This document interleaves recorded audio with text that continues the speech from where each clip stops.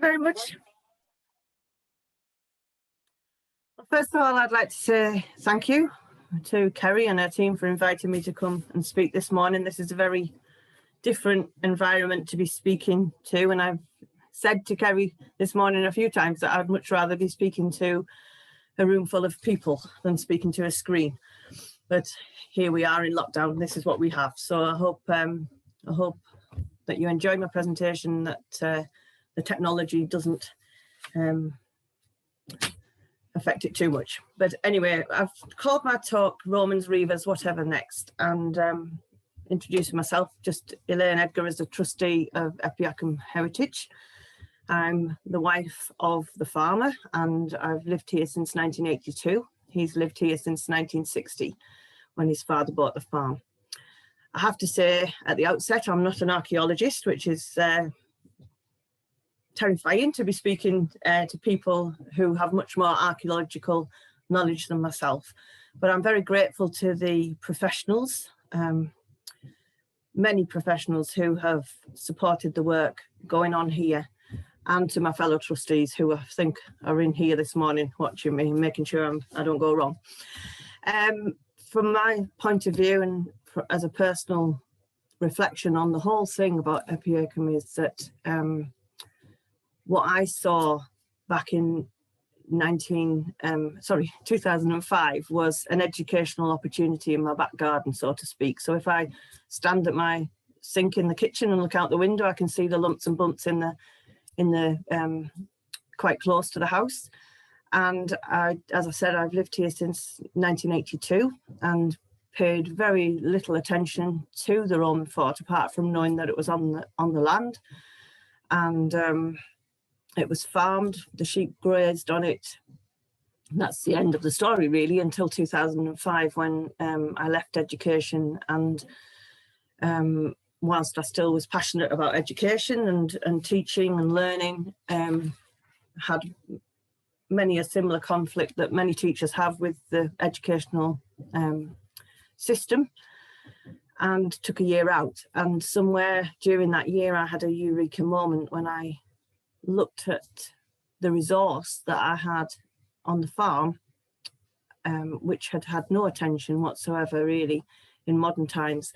And suddenly thought, why am I wanting to be confined to four walls of a classroom with everything that brings to it when I've got this educational resource in my back garden? And that's really what has driven my interest in it.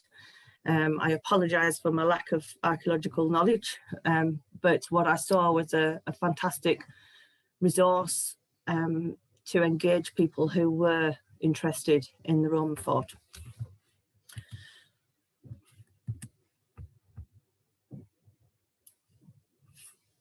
I'm not moving.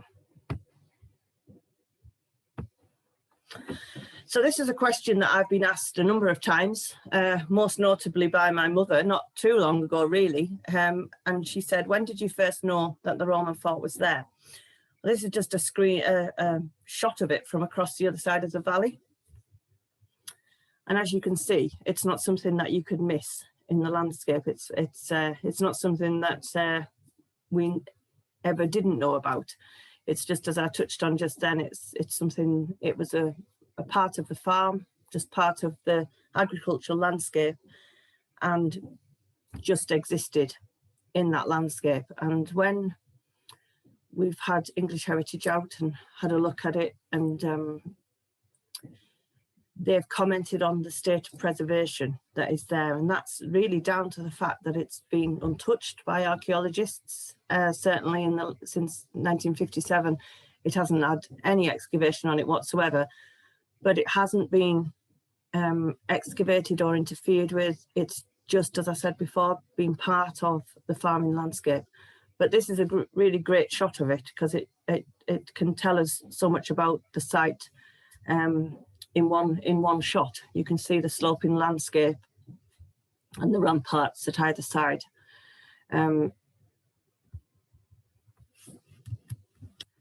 So last time I spoke to the Hadrian's Wall Festival was in 2018, and at that point I was talking about the research framework, which was just about to be published.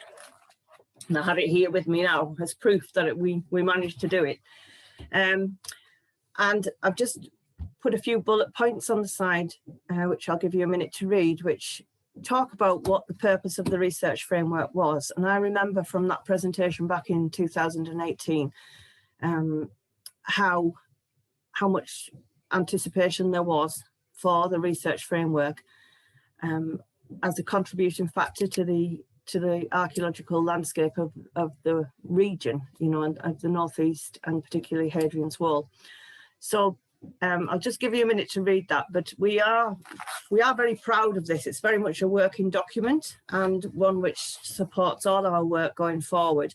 It was a much needed resource at the time and remains so, because it's very difficult to do any work on a site without this underpinning document, which would support anything that we wanted to do, whether it was excavation or otherwise.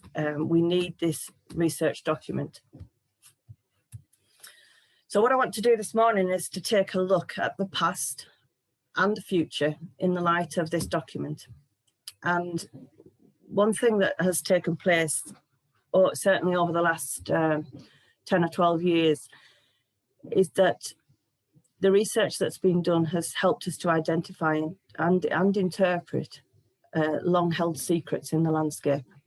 There's much that was completely and utterly unknown until 2010. In fact, in 2010, all we knew about was that we had a Roman fort on this farm. We didn't know anything else at all. I will be touching on some of the things that we found out since then, which I don't want to spoil the talk, as it were. But if you keep that in mind, that all we knew about was the Roman fort, and we knew nothing about it. When I started to try and bring it to the forefront, it was simply because we had a Roman fort, not because we knew anything particular about it, what was unique about it, or anything like that. It was just simply that we had a Roman fort, and I thought it was quite interesting. But we know so much about it. But this research framework is a collation of everything we already know about the site, looking back at finds that have been made in the distant past, excavations that were done more recently in 1957, and the English Heritage Farmer Miner Research Project in 2010, and collating all of that together into one document, into one place, and asking the question about what else would we like to know about the site, and more importantly, or just as importantly, how can we find those things out?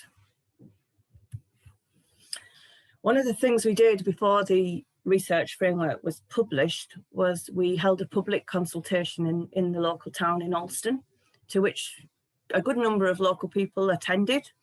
There was much interest in the site, and we asked this, and this is one of the questions that the public asked of us as an organisation. What is special about Epiacum?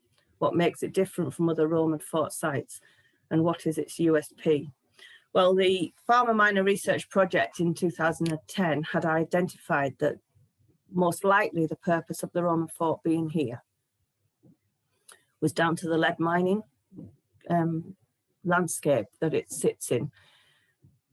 There was a summary finding of that report that said that it was most likely a sort of control point for the lead and silver in the North Pennines, that it was all brought together into one place, shipped out onto the Roman road, out to the ports and back out to Europe.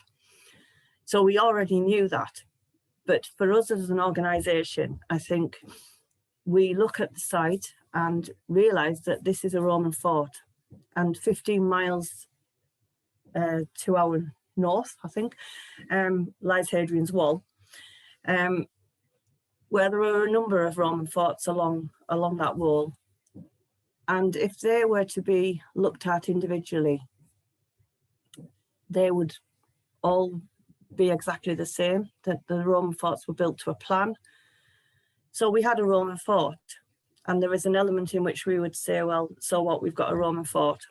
what's so special about that. But for us as an organisation, I think what makes us unique and in turn makes Epiacum unique is that we look at it with these three things in mind. It's context. And first of all, its context is here on the farm, sitting in a relatively small context, in a relatively small landscape. And we want to think about the impact of the Roman fort on that landscape. What was it like here before the Romans came? And what was it like after they left? What impact did it have? But then there's another context, and that is most definitely the local region, the local Roman region. So the wall, what is its relationship to the wall? And how does it fit in to Hadrian's wall? There's much that we have to find out about that. The networks of roads, it will be very interesting to find the road from Corbridge that supposedly leads to Epiacum. So there's much to find out about that. But then for us, also there's another wider context, and that's the whole of the Roman Empire. At the end of the English Heritage Research Project, one of the findings of it said that it was probably the best preserved Roman fort in the empire. It's certainly got a place in the empire, not least because of the connections of the roads and how they lead always back to Rome, as it were. So it's about the context. It is about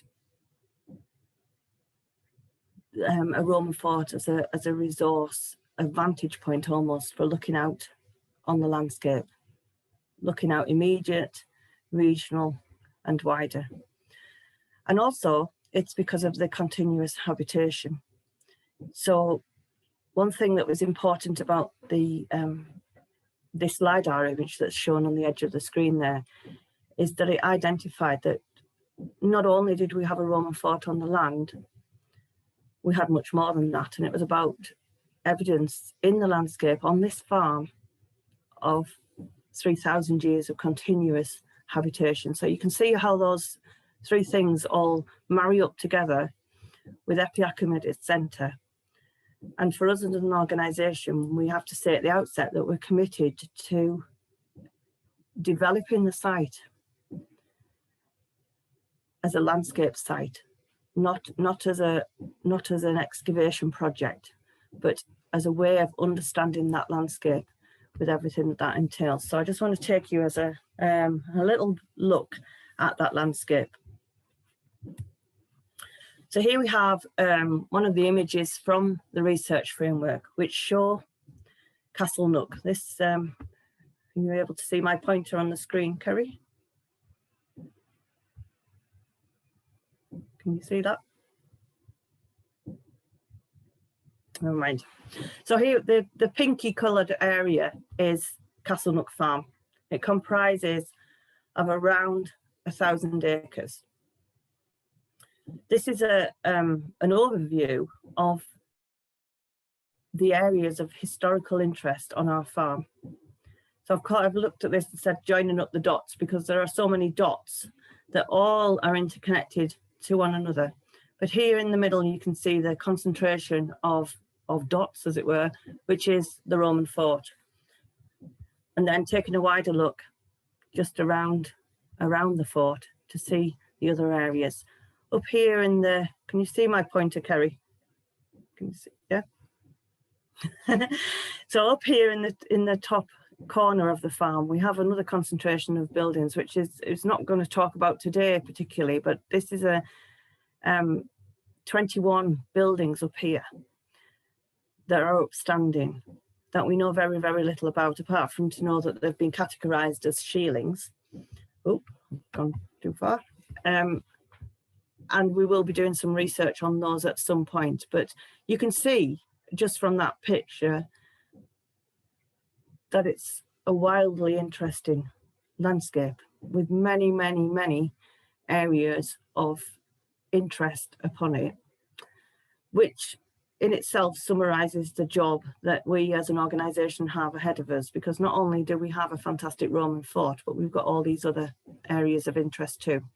So here on, I think you'll be looking at it on the right of your screen, I think, is a more concentrated area. So the pinky coloured area here with the dotted line around is the scheduled area, scheduled ancient monument area. The Roman fort has been scheduled since about 1962. So this area is protected. We now know that this area is just a tiny part of what could be potentially scheduled on the farm. But as I said, that's all we knew about. And that's probably all the archaeologists knew about back then. The blue area is the area that was I keep moving forward somehow. The blue area is the area that was surveyed in 2010 as part of English Heritage's Farmer Miner project. And again, here we have some areas of interest around which I want to touch on. This, I'll move on to the next screen. So here is the dots, as it were, that I would like to concentrate on today. Here's a Roman fort. This is my house. This is just the edge of the house. Here we have the Maiden Way Road running from Carvoran to Kirbythor, evidence of medieval ploughing. An area around here that's been identified as the parade ground. Somehow I keep looking at the screen. And various other parts that I will touch on these, but you can see that these are just a few areas that we as an organisation want to quantify. At the heart of our interest really is the question about who were the people of the Epiacum landscape.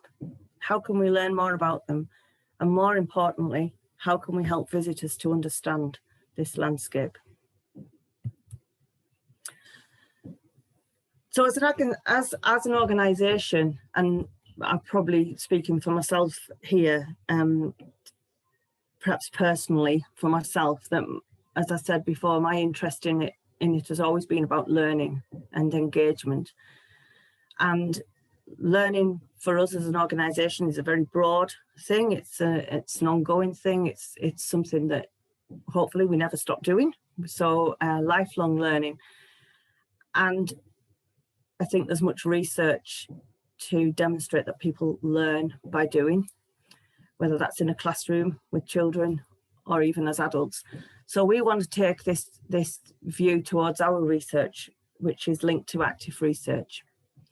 So it's giving people practical contexts in which to learn, to practice and develop skills.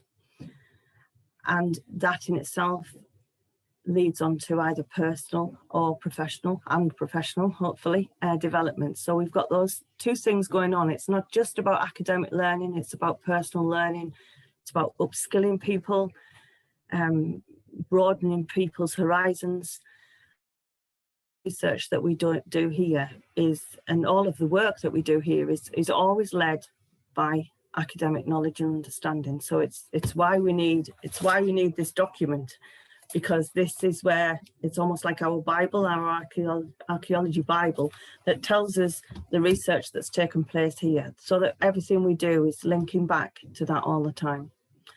It's about providing those broad and rich learning outcomes for everyone, not only the volunteers who support the work, but the professionals, for us as individuals and as an organisation.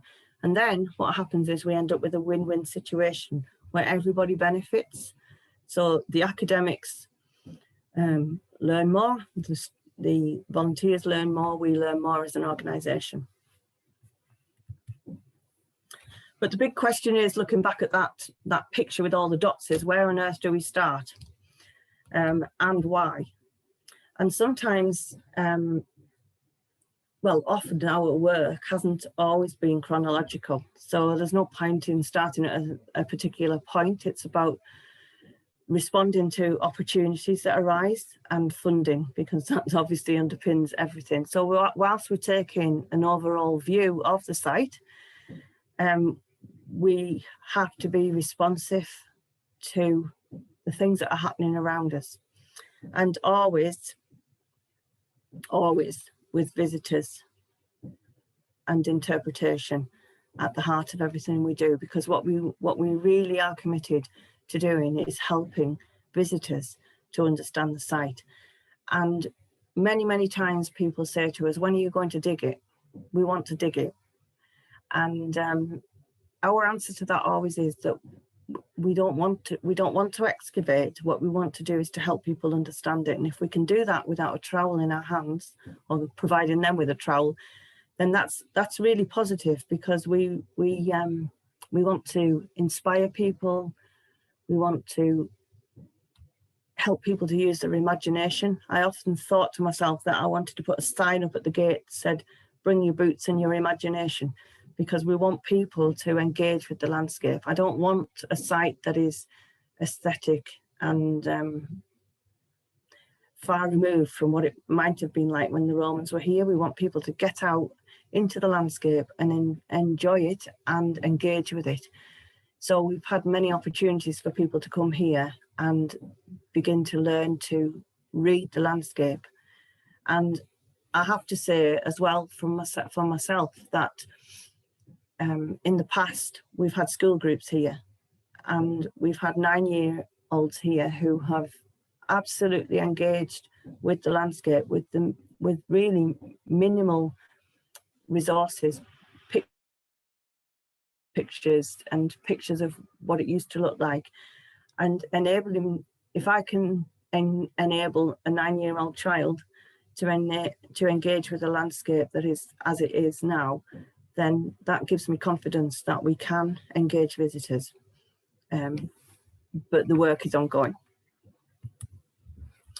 So this is one of the sites that was on the LiDAR. It's I need to refer to my notes here for this one, but this is Gilderdale, which is the late prehistoric Romano-British settlement, and this is one site that we have excavated. It's around 800 meters from the Roman fort, and I have to say that when I pointed this out to my husband, who's lived on this farm since 1960 and farmed it and knows the landscape like the back of his hand, he'd never noticed this. And really that's an indication of how hidden the archaeology is, but nevertheless is interesting and enticing. So in 2014, we excavated this site. It was underpinned obviously by research questions, and the research question relating to it is, you can see here the dry stone wall that goes through the middle of it. This side of the field is, this side of the wall is a cultivated field. So this field's been ploughed over many years and grows silage every year and is harvested. This side of the field is rough moorland. So it's rough grazing, it's full of rushes and boggy areas. So we have two very different contexts here. So the research question was looking at the state of preservation between this side of the wall and this side of the wall. So we had excavation going on either side of the wall. This was undertaken, well, it was overseen by the archaeological practice, but undertaken by volunteers with Altogether Archaeology. This interpretive sketch down here was commissioned by Nigel Mills and gifted to us at Epiacum for use. And although it isn't an interpretive sketch of this site, it's nevertheless, you can see in the background, if you can just see there faintly on the skyline, is a Roman fort. So it's an idea of what might have been happening here with the people living here on this land, on this site, with Epiacum in sight on the skyline. And you have to think to yourself, even as the lay person, you have to think to yourself, I wonder what that felt like, both from the Roman point of view and from the people living here in this settlement. How did they interact? Did they ever interact? And what was that interaction like? But the other thing was that this was not an isolated find. As part of the research project that was undertaken, it was one of many settlements that were found in the area of Alston. So there was something going on about settlement here, whether that was pre-Roman, dual settlement, or post-Roman. It was nevertheless a landscape that was very much alive and vibrant and lived in, not the wilderness that it's sometimes portrayed as nowadays. So here we are this is on the cultivated side of the dry stone wall. So this is the area that's been ploughed and no, sorry, I've got that wrong there. Sorry, that's on the other side. It's on the rough side of the dry stone wall. You can see the rushes here. Sorry about that. So here's Stuart standing here at the heart of the roundhouse, next to the hearth, and the hearth here has really been the key to the dating. And I will refer to my notes now because I don't want to get this wrong. So what was excavated on the site here was a circular gully with numerous post holes. So you can see Stuart standing here in the centre with the upright pole.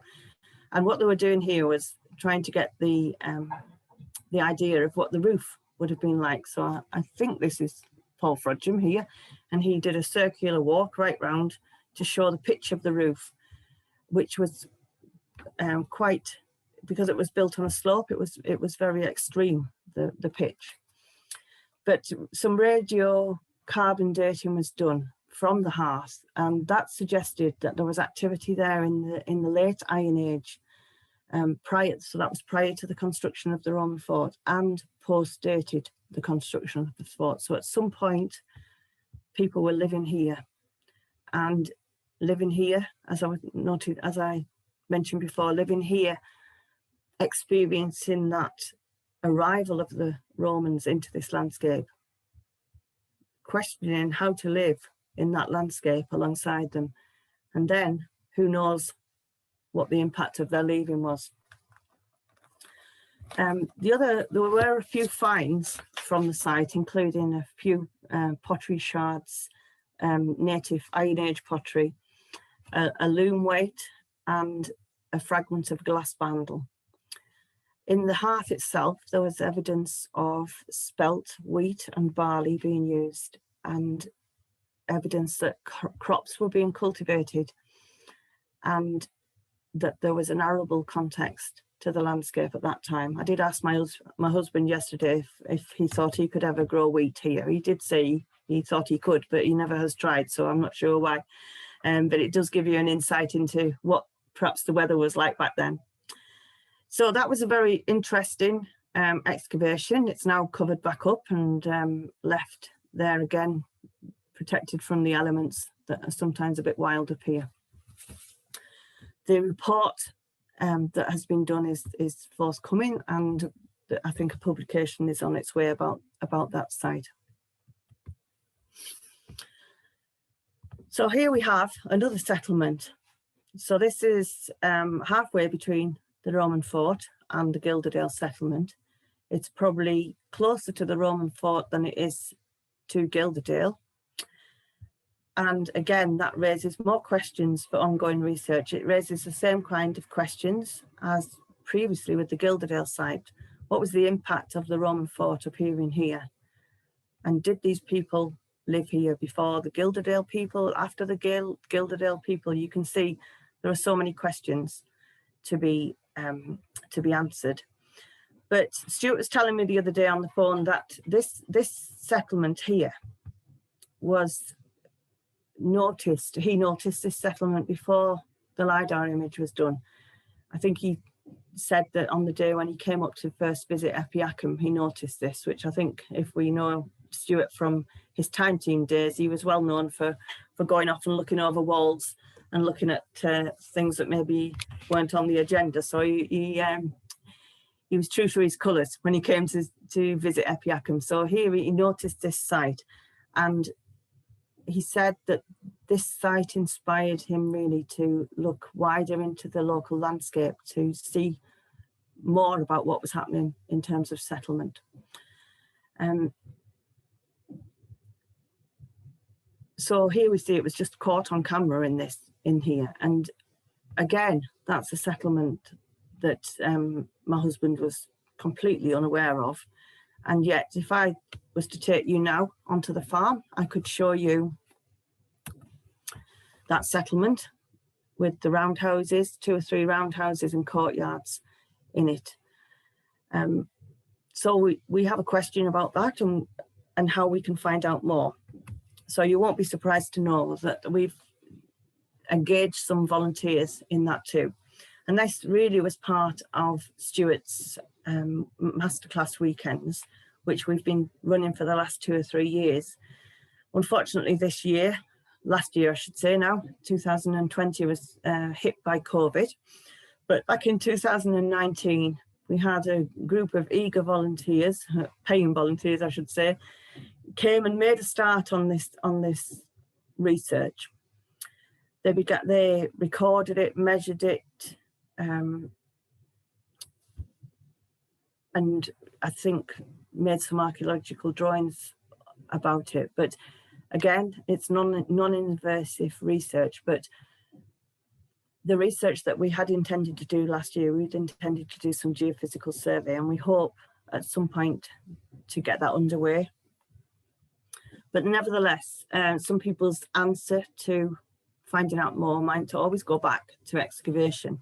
But for us, we want to take advantage of new and emerging technologies. So although the LiDAR image that we have of the site back in 2010 is really, really impressive and does still, for many people and for myself included, have that wow factor. The technologies that have developed since 2010 can give us a much better picture of what's going on. So we're awaiting progress because of COVID, but we are awaiting progress of work using these emerging technologies such as ground source, I can't see my words there, the thermal imaging to be undertaken. And I keep going back to the same message. It's about conserving and preserving the landscape. It's not about excavation, because what we want to do is to preserve this archaeology for future generations, because we recognise that those technologies that are happening now are only going to improve. So who knows what we'll be able to do in 30, 40, 50 years with the aid of technology. And then I want to go back to the Roman fort and back to that wall that intersects it. This wall, I've put the wall. It was a deliberate duplication, because it felt very much like that. Oh, the wall. What are we going to do about the wall? For us, the wall that goes through the Roman fort there is a really, really important archaeological context. It tells a story on its own. When I got married, I moved into this house and found in a wall cupboard a stack of documents going back about to 1635, I think. There were 109 sepia documents that told the story of the people who lived here in the past, much more recent past, obviously, than the Romans. But it was the deeds and the small holdings that once existed on this farm now known as Castle Nook. And a local historian, Alistair Robertson, very kindly took them off me and catalogued them, transcribed them. And they told the story of these small holdings that used to exist and names that have been lost, which I'll come back to later. And the wall in itself begs the question, why? Why would anybody build a wall across a Roman fort? You can see here on this picture, you can get an idea of the task in hand of building that wall up and down these undulating ramparts. So why would anybody build a wall across the Roman fort?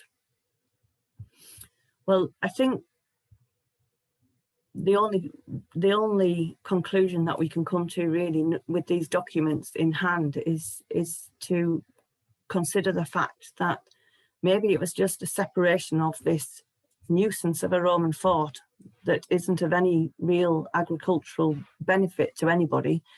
A separation of it really, that sort of like, well, you have that bit and I'll have this bit over here. So nevertheless, the wall was built, but the wall was in a bit of a state of disrepair. On the one side, we had the farmer, my husband, who was wanting to repair it and for stock management. So it was falling down in places. And on the other side, we had Epiacum Heritage as the organisation saying, this wall is such a problem because it, as you can see, it intersects the Roman fort and absolutely impedes any access and understanding of the site. Unfortunately, because of the way the screen is, I can't actually see the whole of the fort here, but you can get the idea that to access the Roman fort, you had to come up onto one side of the wall, then leave the Roman fort, go off to the right-hand side, join the Pennine Way and come back on to the other side of the fort. And there was no other way of getting across. We thought about putting stiles in or gates in. Then there was the issue of creating pinch points on the site where visitors would trample the site. So that was a problem. We had the problem of the wall telling its own story, being a really interesting feature in itself about the archaeological, the historical context. So we had these ancient and modern remedies and resolutions. What was the problem? How could we fix it? How could we fix it whilst taking care of the archaeological story? But nevertheless, we decided that the best solution was to remove the wall completely. This was not a small feat in any way whatsoever, and it completely was an archaeological investigation of its own. It was an archaeological project that needed time and care and consideration. If you can understand that up on the site of the fort, the foundations of every building that are inside that fort are there. You can go up there and you can see the foundations of every building, the barracks, the headquarters, the commander's house, everything. So the idea of taking tractors and trailers up there to remove the stone was just something that was a no-go, really, because of the impact of that on the landscape. So we had to think of a way to do that. And we had a very unexpected offer from Al Oswald from York University. And he said that if we could raise the money to take care of the project of removing the walls, he would undertake the archaeological watch that was required. And he would come and camp in our field and carry out that watch for us. So we set about and we crowdfunded. And we crowdfunded successfully to remove the walls. And I think a lot of people thought we were mad, and I think at times we thought ourselves were mad, but we also understood that this was probably the best way to do it and the cheapest way to do it. We had this, when we first began to discuss this work of removing the walls, it was way back in about 2010.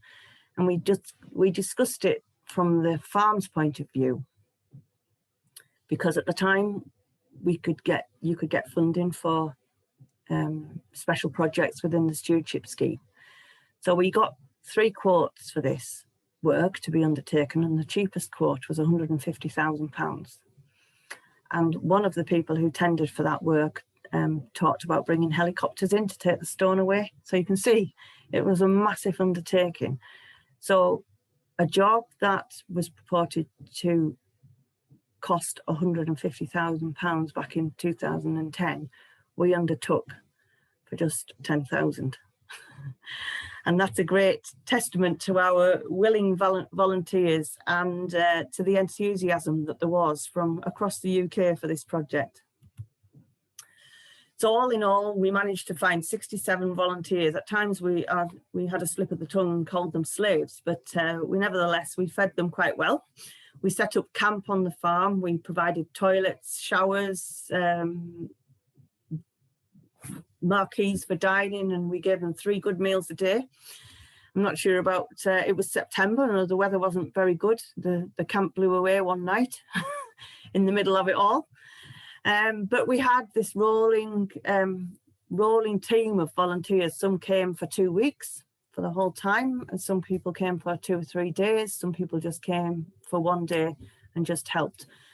And we called it Operation Jericho, taking that name from the Old Testament story of the walls falling. And as you can see here, we have here Fran, who's in on the call now, who's one of our trustees. Well, she wasn't a trustee at the time. It was contributions to this project that led her to be a trustee. So that tells you a little bit about the enthusiasm. But as you can see, the whole job had to be done by hand. So we had a dumpy trailer here with caterpillar plant that went backwards and forwards up to the side and back down to the farm to tip the stone where it was sorted. But the wall had to be taken down by hand and every stone examined, because the idea was that in amongst the wall were possible stones from the Roman fort. And as you can see here, these are examples of some quern stones that were found. And all in all, we found 52 of these quern stones in amongst the wall. We also found medieval glass and a little marble that was really nice, that maybe the wall builders had placed in the walls. But the wall was taken down stone by stone and laid out here and sorted by hand. And the good bits like this were kept to one side on the special pile and brought down to the farm where they were catalogued by some of the volunteers. So we had volunteers working on all aspects. Sometimes they were removing the walls, sometimes they were cataloguing and sorting the finds. And what were we left with? Well, the important thing about the wall was that it was bedded down into the Roman fort. So in no way could we remove the foundation stones. So what we're left with are the foundations of the wall, which is really good, because that is a lasting memory of the wall, because what we didn't want to do was obliterate the wall completely, because, as I said, that is also an important historical evidence in itself. So we're left with the archaeological knowledge that came from removing the wall, those finds and clues to what was going on at the time. I think there is a feeling that the number of quern stones that were found was quite outstanding. And so we're left with the question was why were there so many quern stones there? Was something going on there? We also have a new view of the fort, not only because I think for me, one of the biggest surprises was taking that wall off, because prior to the removal of the wall, I was saying, oh, it'd be so fantastic to take the wall down, because we'll then be able to stand on one side of the wall where the wall was and see the whole fort. And what was a massive surprise was that that didn't happen at all. You still can't see the whole of the fort. And what's come to light, I think, whether it surprised the archaeologists, but it surprised us, was that the fort is on much more of a slope than we first imagined. And not only that, it's sort of built in three terraces. So we have a new view of the fort. It's perhaps not what we envisaged it being, but it certainly allows visitors to go up there and freely roam across the top of the fort and be able to see it without having to come down and walk a long way out of the way.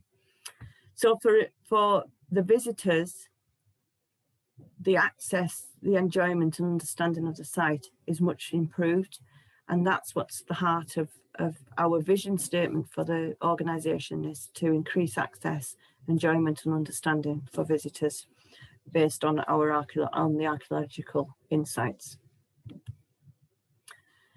And now I'm taking a bit of a leap up the centuries to the 17th century, to a settlement of bastles, which are hidden under here. I'm not sure you can see. Can you see the pointer, Kerry? Yeah. So in this area here, there should be a yellow dot there. I can't see it myself. But here we have a settlement called Whitlow. Historically, this was 2 farms, and it was it formed part of those documents I was talking about.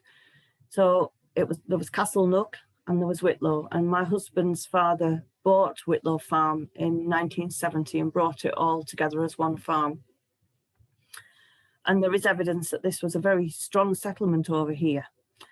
And where the yellow dot is, we have a Basel house upstanding there, one of a number on the farm.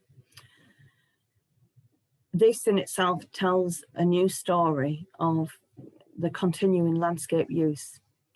Was it farming or mining and defence? Because the Basel houses, for those of you who may not know what a Basel house is, I'll move on the screen because it's a better picture. Here's the Basel house that we know from the evidence that we have, the documentary evidence, is called Well House Basel. That name's been lost, and we want to try and recapture that name. In 2011, I think, this building was consolidated through the stewardship scheme. The roof on this end here had collapsed, and Basel houses were used in the Border Reaver period, when the area where we live is actually in Northumberland, even though its postal address is Cumbria. We're right on the border between Cumbria and Northumberland, and Northumberland, as you may know, was a highly disputed territory between Scotland and England. So the Reivers would come and rustle animals and set fire to the houses.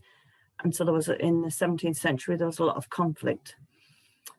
So how this house would be used was that the upstairs would be used for the living quarters and the downstairs for the animals. This door here was the original doorway into the house. It was built onto, there was another extension here, but originally this was the gable end door. And if you just feel inside these, inside the doorway here, you can see there's 2 square holes, one in either side, and that's where the bar would be put behind the door to stop the Reivers gaining entry. So when the threat was apparent from the rustlers, the animals would be brought into the house, kept downstairs, and the family would retreat to the upstairs. This bit of the building here is a covered barn, which and just in this area here inside, there's a doorway that leads through. And we've used this part of the building over the last 6 or 7 years as a rustic shelter on site. And we would use it for people to have the lunch in when they were on guided walks and things like that. But we decided that we'd like to try and help people to understand this part of the settlement story of the farm. So we hope to have this building open to the public at the end of May. We're very grateful to the Hemfrey Trust very recently, who have gifted us £10,000 to help us finish this project. We've further consolidated the barn end and secured it from birds coming in by putting a door on. We're going to put some solar lighting in and put interpretation inside. So people will be able to walk up from the car park and come into this building themselves, and there's going to be a series of interpretation panels inside that can help people to understand. When I spoke to the Hadrian's Wall Forum 2 years ago, we were at the point of getting planning permission for this building. Now, this isn't anything really to do with Epiacum Heritage. It's very much a farm business, but it answers a big problem for Epiacum Heritage in that we never really had any facilities on site for visitors. But now we have this business, which is called The Nook, and even though the farm's developed it, it's very much done with Epiacum at its heart. It's about helping us to create facilities and much needed shelter on the site. It's a farm shop and cafe with toilets, the obligatory toilets that everybody wants, and a lovely car park. And inside this building, hopefully soon, hopefully by May, we will have a series of interpretation panels. We hope to have increased interpretation in the car park. So we now have very much a ready-made site for people to come and visit, to get leaflets, and hopefully they can find me in there and have a chat to me or one of the trustees. So this is my last screen. I hope I haven't gone over time, but there are lots of ways to get involved with our work here, not least by volunteering or attending our events, but we're always looking for people to come and join in and engage with what we're doing. We do have a website there that's very much under new construction at the moment. It is live, but we are working on it and bringing it up to date with lots of the things that have been happening. We've got a Friends of Epiacum group, which you can join to support our work. It costs £10 a year, and through that you can hear about our work, join in with volunteering, and be first to hear of progress that we're making and research. The email address is there for anybody who would like to drop us an email and ask any questions, and you can follow us on Facebook at Epiacum Roman Fort. But this final picture here is a picture of a few participants on Stuart's masterclass in landscape archaeology, and as I said before, we will be continuing those just as soon as COVID restrictions lift and enable us to do so. But I hope that's been a good overview of the work that's been happening here, and I think I'll hand back over to Kerry now for the next bit of the proceedings. Thank you for listening.